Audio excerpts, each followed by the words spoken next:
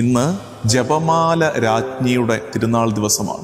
John Paul രണ്ടാമൻ മാർപ്പാപ്പ പറഞ്ഞിട്ടുണ്ടൊരു കാര്യം, അതായത് ജപമാല പ്രകടമായി ഒരു മരിയൻ പ്രയറാണ്, സംശയമില്ല. പക്ഷേ അതിൻ്റെ ആത്മാവ് മിശിഹായാണ്. ജപമാലയുടെ കോർ, അതിൻ്റെ സോൾ, അതിൻ്റെ ആത്മാവ് മെസയാനിക് മിസ്റ്ററീസ് ആണ്, മിശിഹ രഹസ്യങ്ങളാണ്.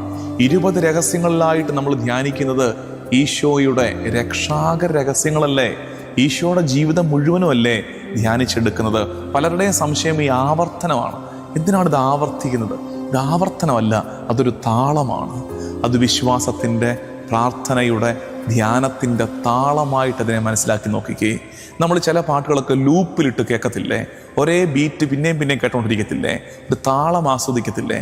അതുപോലെ ആസ്വദിക്കേണ്ടതാണ് ജപമാല. മിശിഹായെ ഗർഭം ധരിച്ചവൾ സിഹിയോൻ ഊട്ടുശാലയിൽ ഒരുക്കുകയാണ് സഭയെ. എന്തിന്? മിശിഹായെ ഗർഭം ധരിക്ക്. അതിനെന്താ വേണ്ടത്? പരിശുദ്ധാത്മാവ് വരണം. മറിയത്തോട് ദൂതൻ പറഞ്ഞു കൊടുത്തതല്ലേ, പരിശുദ്ധാത്മാവ് നിന്റെ മേൽ വരും, അത്യുന്നതന്റെ ശക്തി നിന്റെ മേൽ ആവസിക്കും, അപ്പോൾ നീ മിശിഹായെ ഗർഭം ധരിക്കും. അതേ കാര്യം പെന്തക്കോസ്തായിൽ ആവർത്തിക്കുന്നു. പരിശുദ്ധാത്മാവ് വരുന്നു, സഭ മിശിഹായെ ഗർഭം ധരിക്കുന്നു. ശിരസിനെ ഗർഭം ധരിച്ചവൾ ദാ ഇപ്പോ ഉടലിനെ ഒരുക്കുകയാണ്, സഭയെ ഒരുക്കുകയാണ് വീണ്ടും ആ മിശിഹായെ സ്വീകരിക്കാൻ. മറിയത്തോട് ചേർന്നിരുന്ന് പ്രാർത്ഥിക്കുമ്പോൾ നടക്കുന്നതാണ്. മിശിഹ നമ്മളിൽ രൂപപ്പെടാൻ മറിയം നമ്മളെ ഒരുക്കും. എങ്ങനെ? പരിശുദ്ധാത്മ സ്വീകരണത്തിലൂടെ.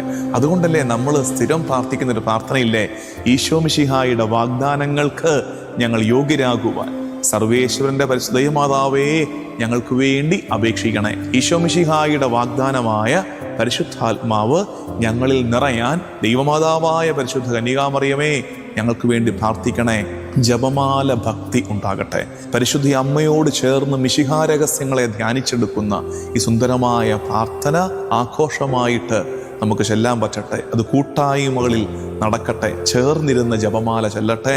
പരിശുദ്ധ അമ്മയോട് ചേർന്ന് മിശിഹായുടെ തിരുമുഖം ധ്യാനിക്കുന്ന ഈ സുന്ദരമായ പ്രാർത്ഥന, ജപമാല രാജ്ഞിയുടെ തിരുനാളിൻ്റെ മംഗളങ്ങൾ ഒരിക്കൽ കൂടെ നേരുന്നു.